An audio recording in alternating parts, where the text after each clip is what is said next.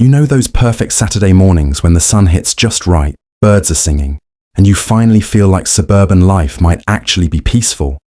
Yeah, this story doesn't take place on one of those mornings. It started with my son, Ethan, 10 years old, armed with a folding table, a handmade cardboard sign that said, "Fresh lemonade, ones," and more enthusiasm than I'd seen in him since Christmas. He'd spent the whole week squeezing lemons, planning his grand opening. We set up the stand right at the edge of our driveway, under the big oak tree, the perfect spot for foot traffic. Everything was going great. Neighbors waved, a few even stopped to buy. Ethan was beaming. He was proud. And then, as if summoned by some HOA demon bell, she appeared. Karen. Short blonde bob, sunglasses bigger than her personality, and that trademark clipped tone that always made you feel like you'd just violated some neighborhood regulation you didn't know existed. "Excuse me," she said, marching up like she owned the cul-de-sac. "Did you get HOA approval for this stand?" I blinked. "For a 10-year-old's lemonade stand?" "Yes," she said flatly. "This is a residential zone, not a—" She glanced at the cardboard sign. "Food service business." Ethan looked up, confused but polite. "It's just lemonade, Mom." Karen gave him the kind of tight smile that could curdle milk. "My son, Hunter, will take one." Ethan looked proud as he poured a cup. But then Hunter, mini Karen, complete with smug little smirk, handed him a $5 bill and said, "I want change." Ethan checked his cash box. "Sorry, I don't have any right now." Hunter crossed his arms. "Then you're giving it to me for free." Before I could step in, Ethan shook his head. "Sorry, no free lemonade." That's when the air shifted. Karen's lips tightened, her nostrils flared slightly, and she said in this icy tone, "Are you refusing service to my child?" Ethan just said, "Yes, ma'am." The silence that followed could have frozen the sun. She spun on her heels, grabbed Hunter's hand and hissed, "This isn't over," then stormed off, heels clacking against the pavement like a countdown. I didn't think much of it. Just another HOA tantrum in a sea of rules and gossip. But later that afternoon, after I'd gone inside for maybe 5 minutes, I heard a sound that made my stomach drop. The rev of an engine, a screech of tires, and Ethan's scream. I ran out the front door. When I rushed outside, I froze. My son was on the grass, shaken but alive. Thank God. His lemonade stand, though, was gone. Splintered wood, crushed cups, lemonade dripping into the street like spilled sunlight. And there she was, Karen. Her silver SUV was half up on the curb, the front bumper dented, tire marks cutting across the sidewalk like some war-zone trail. She sat in the driver's seat gripping the wheel, muttering something under her breath, like she was the victim. "Ethan!" I yelled, running to him. "Are you hurt?" He shook his head, eyes wide, voice trembling. "She just drove straight at it, Mom. She didn't even slow down." I looked up at her. "What the hell were you thinking?" Karen got out, composed but clearly irritated. "It was an accident," she said sharply. "He left his junk too close to the curb. I couldn't see it." "Too close to the curb?" I snapped. "It was 5 feet from the sidewalk." She rolled her eyes like I was overreacting. If you'd followed HOA guidelines about front yard displays, this wouldn't have happened. HOA guidelines. She'd just run over my kid's lemonade stand, and she was talking about guidelines. Ethan started crying. Soft, embarrassed tears. And I felt something inside me just click. That quiet kind of rage that burns cold, not hot. I took a step closer. "You almost hit my son. You're lucky he jumped back." Karen crossed her arms, chin high. "Don't be dramatic. I barely touched the stand.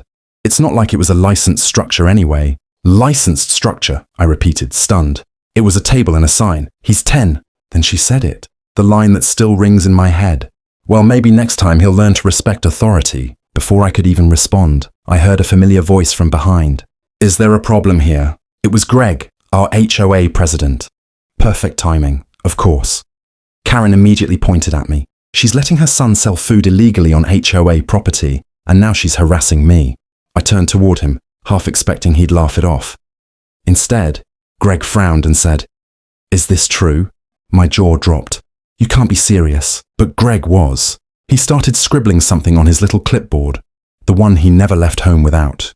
"Karen, we'll file a formal report, and ma'am," he said to me, You'll need to attend the next HOA meeting to discuss this violation.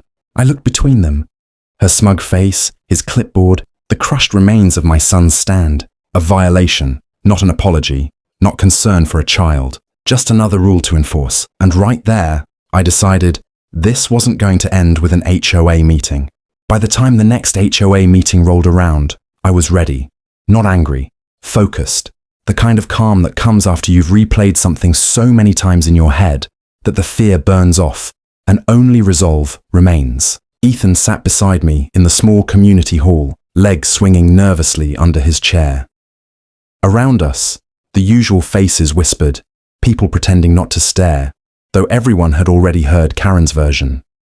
According to her, she'd lightly bumped an unattended stand, while I verbally assaulted her. When Greg called the meeting to order, Karen was already front and center, lips pursed in a perfect little smirk. She'd even brought her son, Hunter, who was busy playing a game on his tablet. Volume up, of course. "Let's get this over with," Karen said, flipping her hair. "This has caused unnecessary tension in our peaceful community." I folded my arms. "You mean you caused it?" She didn't even look at me. "Your son refused service to my child. Discrimination at its finest," Ethan whispered. "Mom, what does that mean?" I squeezed his hand. Greg adjusted his glasses, clearly uncomfortable. "We're here to discuss the safety and zoning violation, not—" "No," I cut in, voice sharper than I meant. "We're here because she drove her car onto my property and crushed a 10-year-old's lemonade stand." Karen let out a fake laugh. "Oh, please. He was fine. No harm done. We all make mistakes." That was it. I took out my phone, opened the video. "Funny," I said, "because our doorbell camera says otherwise." Gasps rippled through the room as I pressed play.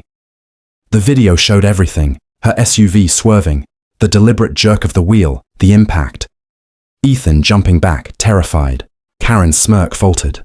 Greg froze. "That looks intentional." Karen immediately went defensive. "That video is edited. She's lying." "Save it," I said quietly. "You can hear you say, maybe next time he'll learn to respect authority." The room went silent. Hunter looked up from his tablet. For a moment, even he seemed embarrassed. Greg cleared his throat. "Karen, this is serious. I'll need to report this to the HOA board." "Oh, go ahead," she snapped, eyes darting. "My husband's already spoken to our lawyer." And there it was, the real Karen defense. Lawyer talk. I stood. Good, because I already spoke to the police. Her face drained of color. "You... what?" "Officer Daniels stopped by earlier. He's very interested in our footage." The whispering around us grew louder. Karen grabbed her purse, muttering something about defamation and lies, and stormed out. Ethan looked up at me, still unsure. "Mom, are we in trouble?" I smiled softly, brushing his hair back. "No, honey, we're just getting started." The following week felt like living in a pressure cooker. Karen stopped waving to anyone. Not that she ever really did. But now her curtains stayed drawn. Her SUV was gone most of the time.